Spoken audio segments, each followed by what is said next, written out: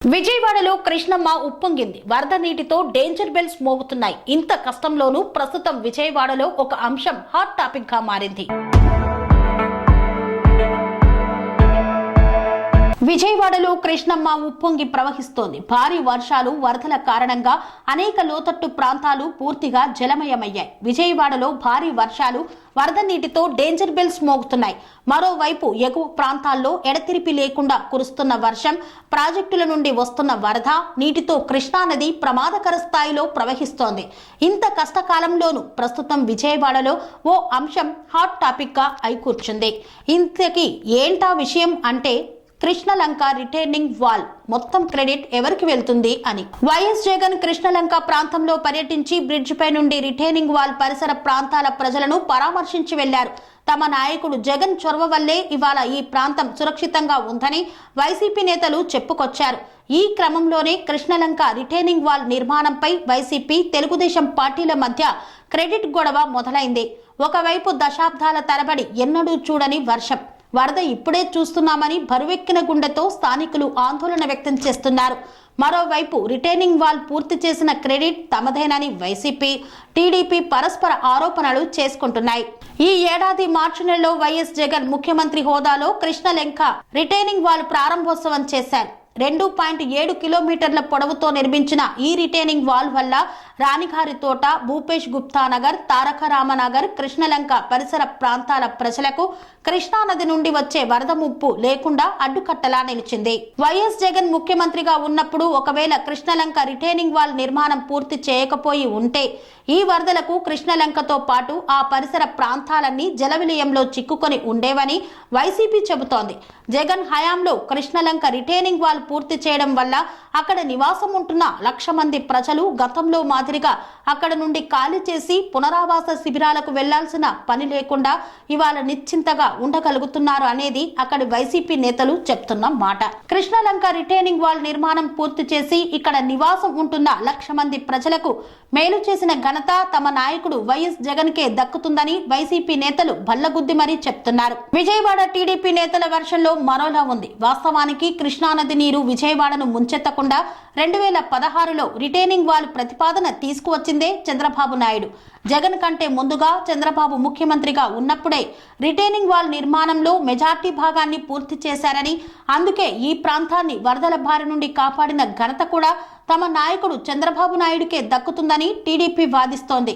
Vijayawada municipal corporation నిధులతో నిర్మించిన ఈ రిటైనింగ్ వాల్ మొత్తం పొడవు 3.44 కిలోమీటర్లు. 12 లక్షల క్యూసెక్కుల వరద నీటి తాకిడిని తట్టుకొని నిలిచేలా ఈ రిటైనింగ్ వాల్ ను నిర్మించారు.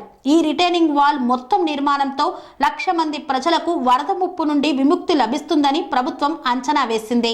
భారీ వర్షాలు కురిసి కృష్ణానదిలో వరదలు పోటెత్తితే కృష్ణమ్మ ఉప్పొంగి ప్రవహించి నదీ తీర ప్రాంతాలను ముంచెత్తకుండా అడ్డుకట్టలా నిర్మించిన నిర్మాణమే ఈ రిటైనింగ్ వాల్. కృష్ణానది రిటైనింగ్ వాల్ నిర్మాణంతో 1,00,000 మంది నివాసితులకు మేలు జరుగుతుంది అనేది ప్రభుత్వ అంచనా. ఎందుకంటే గతంలో ప్రతి సంవత్సరం కృష్ణానదికి వరదలు వచ్చిన ప్రతిసారి నదీ తీర ప్రాంతాల్లోని వరద నీరు ఉప్పొంగి రావడంతో ఆయా ప్రాంతాల వాసులు తమ ఇల్లు ఖాళీ చేసి ప్రాణాలు అరచేత పట్టుకొని ప్రభుత్వం ఏర్పాటు చేసిన పునరావాస శిబిరాలకు వెళ్లాల్సి వచ్చేది. వరద తగ్గుముఖం పట్టిన తర్వాత తిరిగి రావడం అనేది పరిపాటిగా ఉండేది.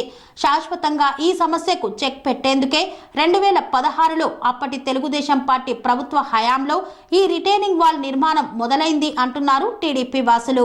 ఈ రిటైనింగ్ వాల్ నిర్మాణం మొత్తం 3 దశలుగా విభజించారు. అందులో ఒకటి 165 కోట్ల బడ్జెట్తో యనమల కుదూరు నుండి గీతానగర్ కట్ట వరకు 2.37 కిలోమీటర్ల పొడవు నిర్మాణం. రెండో ఫేజ్లో భాగంగా 126 కోట్ల నిధులతో గీతానగర్ నుండి వారధి వరకు 1.23 కిలోమీటర్ల పొడవు నిర్మాణం ప్లాన్ చేశారు.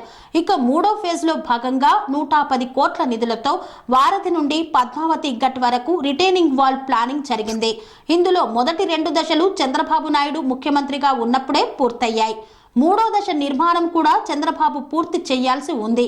అయితే అక్కడి ప్రాంత ప్రజలకు మరో చోట స్థలం కేటాయించి ఇల్లు నిర్మించి ఇస్తామని ప్రభుత్వం చెప్పినప్పటికీ అక్కడి ప్రజలు మాత్రం ఇల్లు ఖాళీ చేయకుండా ప్రభుత్వానికి వ్యతిరేకంగా కోర్టుకు వెళ్లారు. దీంతో ప్రభుత్వం చేసిన ప్రయత్నాలు వృధా అయ్యాయి.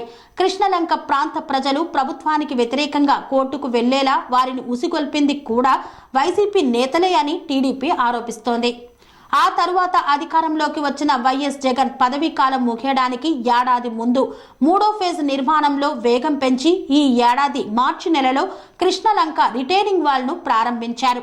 వైఎస్ జగన్ హయాంలో కృష్ణలంక రిటైనింగ్ వాల్ పూర్తి చేసే క్రమంలో తాము సహకరించామే కానీ వైసీపీ నేతల తరహాలో సమస్యలు సృష్టించి కోర్టు కేసుల పేరుతో రిటైనింగ్ వాల్ ప్రాజెక్టు పూర్తి కాకుండా అడ్డుపడలేదని టీడీపీ చెప్తోంది.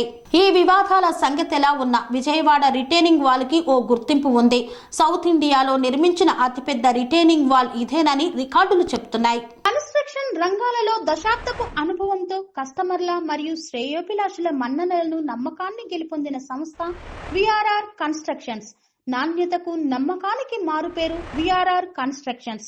ఇండిపెండెంట్ హౌసెస్, అపార్ట్మెంట్స్, విల్లాస్ అన్ని రకాల హంగులతో అలరించే అద్భుతమైన వెంచర్స్ తో పాటు అందరికీ అందుబాటు ధరలో సొంత ఇంటి కలను సాకారం చేసే నమ్మకమైన సంస్థ VRR constructions. Please visit VRR constructions, వరటెక్స్ plaza near Radhika theatre, ECL X Road, Hyderabad. Call to 910088555512, 9100885555.